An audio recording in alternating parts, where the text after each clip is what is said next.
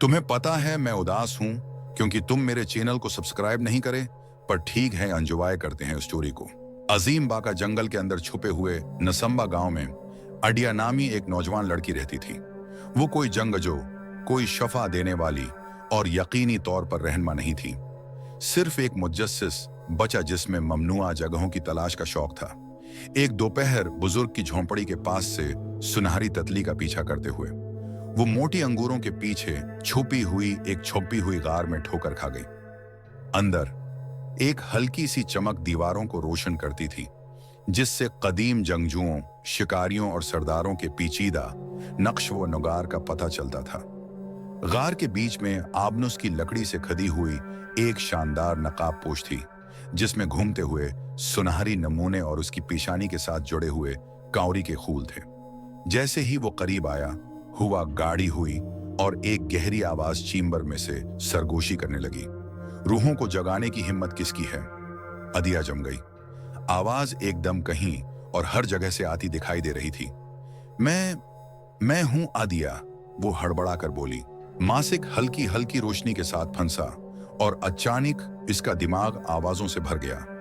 हमला आवरों के खिलाफ खड़े जंगजुओं, जख्मियों का इलाज करने वाले और अपने लोगों के लिए कुर्बानियां देने वाले लीडरों ने उसके वजन को भर दिया। ये उसके आबा व अजदाद की रूहें थीं। वक्त आ गया है, एक आवाज ने कहा। मासिक की हिफाजत करो, दूसरे ने हुक्म दिया।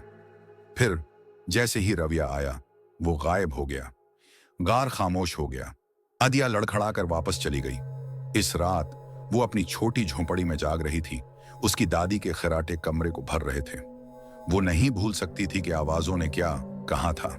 अगली सुबह जब उसने गांव के बुजुर्गों को धीमी आवाज में बात करते हुए सुना, तो उसके खौफ की तस्दीक हो गई। अजनबी कल आते हैं, वो हमारे आसार, हमारी तारीख ढूंढते हैं। अगर वो मासिक ढूंढ लेते हैं तो वो हमेशा के लिए खो जाएगा। आदिया का पेट मर गया। अजनबी, उसने उनके बारे में सुना था। दूर दराज के लोग जो आग के हथियार उठाते थे और सोने की बात करते थे। वो झूठी मुस्कुराहटों के साथ आए, मुकद्दस नमूने लेकर, और गांव खाली छोड़ गए। अगले दिन अजीब कपड़ों में मलबूस आदमी आए। उनका लीडर पीली जल्द और तेज आंखों वाला लंबा आदमी गर्मजोशी से मुस्कुराया। उन्होंने आईना, नमक और मोतियों के तोहफे पेश करते हुए कहा, हम अमन से आए हैं।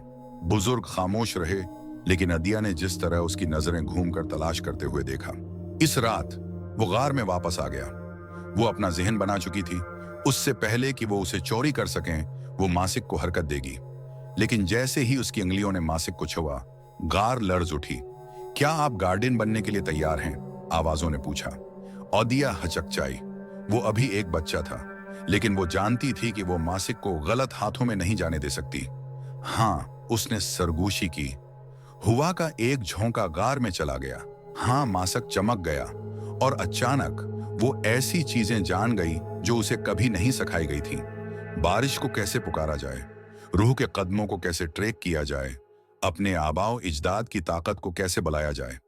फिर उसने बाहर से कदमों की आवाज सुनी। अजनबी उसका पीछा कर रहे थे। अदिया ने ऐन वक्त पर मुड़कर देखा कि पीली आंखों वाले आदमी को गार है।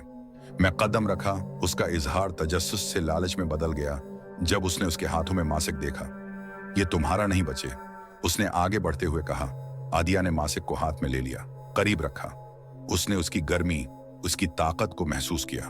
ये मेरे लोगों का है और आप उसे नहीं लेंगे, उसने कहा। उसकी आवाज इन गंत आबा व अजदाद की ताकत से प्रत रही थी। हवा नादीदा तवानाई से गूंज रही थी। गार की दीवारें कांप रही थीं। दीवारों पर नक्श व नुगार चमकने लगे। आदमी एक कदम पीछे हट गया, लेकिन बहुत देर हो चुकी थी। नक्श व नुगार से मड़े हुए साए कदीम जंगजुओं की रूहों में बनते हैं। उनकी आंखें अंगारे की तरह जल रही थीं जब उन्होंने उसे घेर लिया था। ऐसी जबान में सरगोशी कर रहे थे जिसे वो समझ नहीं सकता था।